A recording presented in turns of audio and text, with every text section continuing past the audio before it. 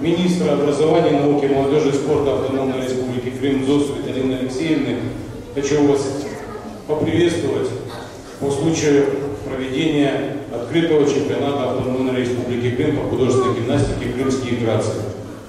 Действительно, это мероприятие уже имеет достаточно серьезную историю. Практически 20-й раз это мероприятие проводится на территории Автономной Республики Крым. И оно на самом деле достойно того, чтобы быть не только в календаре, но чтобы участники в будущем обязательно получали свои разряды и спортивные звания.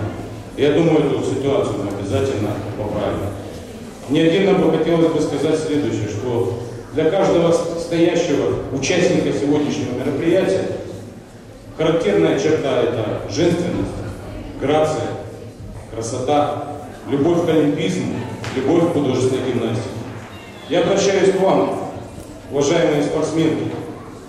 Мало того, что вы в будущем будете обязательно чемпионками, призерами официальных международных всеукраинских соревнований, я хотел бы, чтобы вы сейчас похлопали своим тренерам, которые каждый день уделяют вам должное внимание.